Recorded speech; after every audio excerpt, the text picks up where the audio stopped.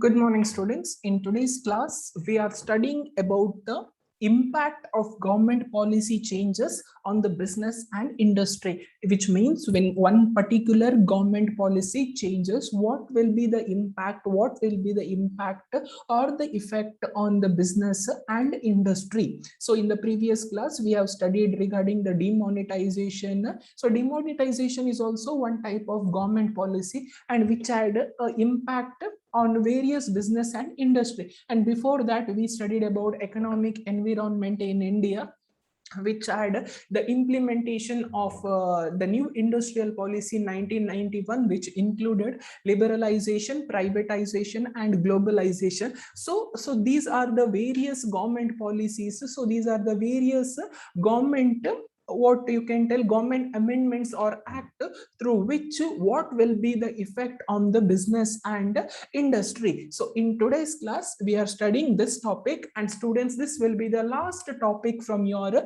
business environment chapter. So we are going to the first point, increasing competition. So before government policy, if I want to give you all an example, before 1991 new industrial policy, I said you that in the previous classes more importance was given to the government sector.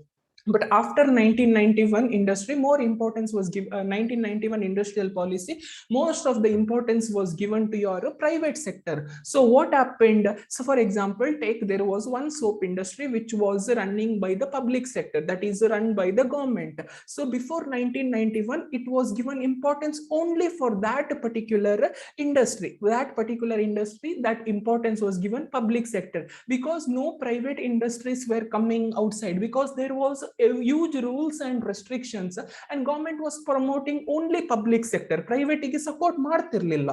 So what happened? There was no competition at all. But after the liberalization, when the rules and regulations were liberalized, restrictions ಎಲ್ಲ ತೆಗ್ದಾಕಿದ್ಮೇಲೆ what happened? The many private sector industries started, many soap industries from the private sector started evolving, and thus the competition increased. So that is the explanation for the increasing competition. Second point is more demanding customers.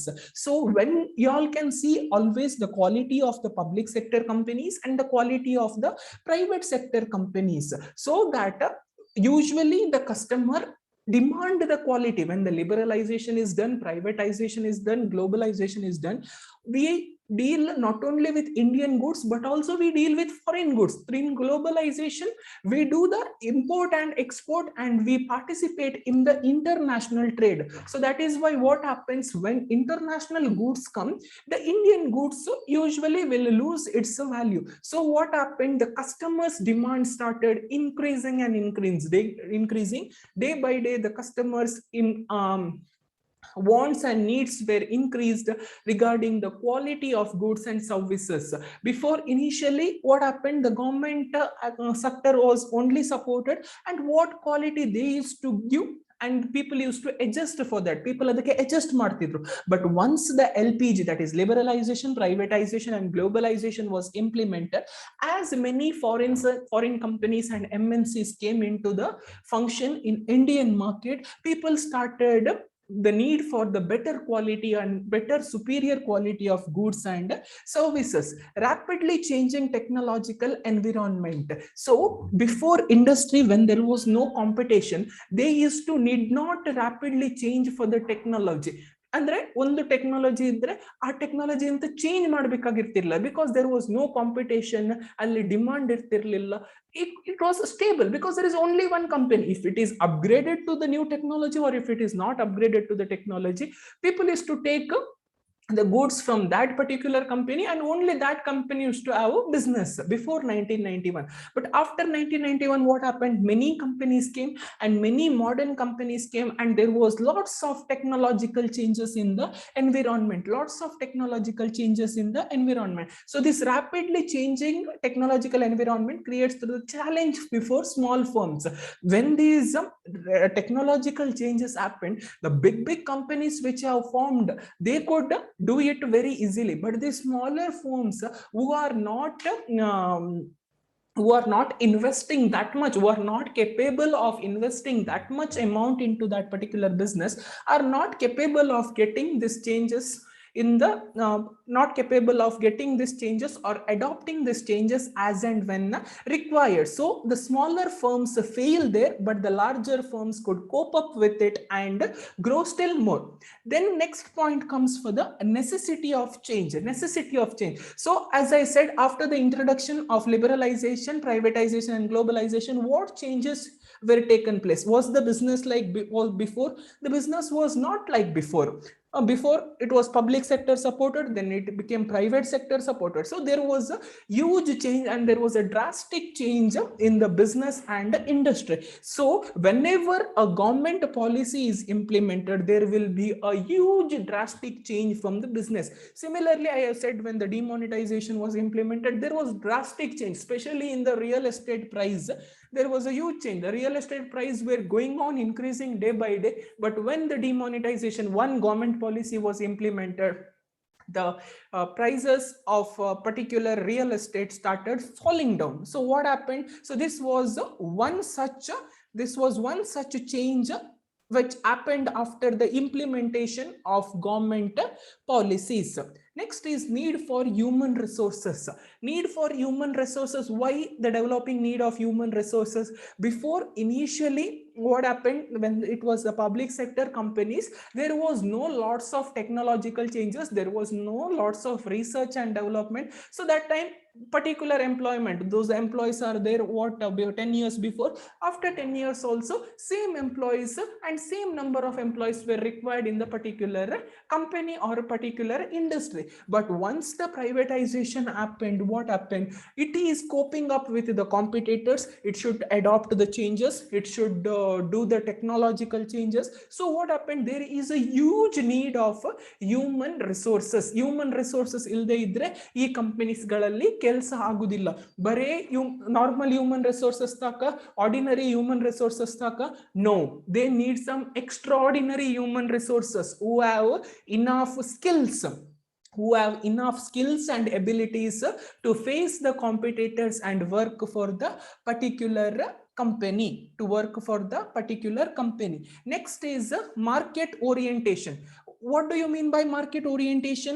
Market orientation in the sense when the lots of companies come into the business and start the particular business. For example, I said soap industry, when they should do the market orientation in the sense they should start the study regarding which product will have demand in the market and do the business or do the business as per that study.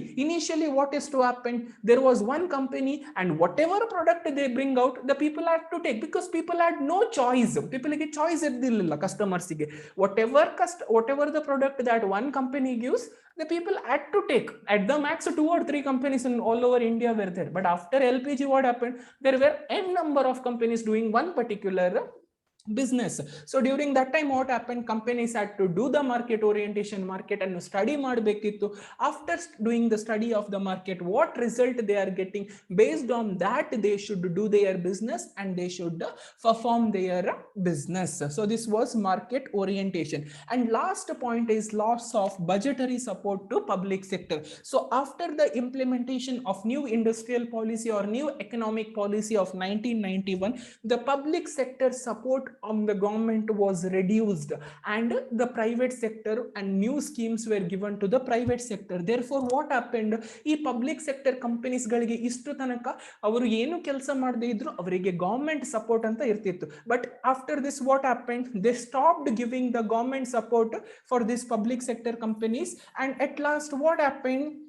The public sector had to do more efficient business and generate their own resources for the purposes. In the sense, public sector kuda private sector jote compete ಮಾಡಬೇಕಿತ್ತು, ಅವರ ತರನೇ business ಮಾಡಬೇಕಿತ್ತು. They needed to attract the customers. Only they could survive, or else what happened? The public sector companies were soon shutting down. That is why, students, in India today, most of the public sector companies are given to the private sector sector. You all might see the LIC might be in few years given to the private sector. Your airport authority is already given to private sector. So these way, all the government companies, public sector, which are inefficient, for the efficient performance, they are transferred from the public sector to the private sector. So this was all about today's class, students. Hope you all have understood. This is very simple. As the topics from this chapter are very simple, but mainly all concentrate upon the dimensions and the importance of business environment and economic environment in India.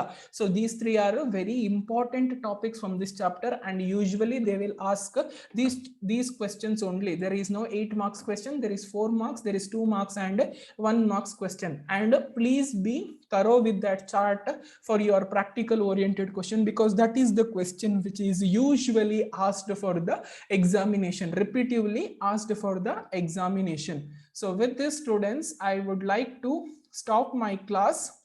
Thank you for attending and have a nice day.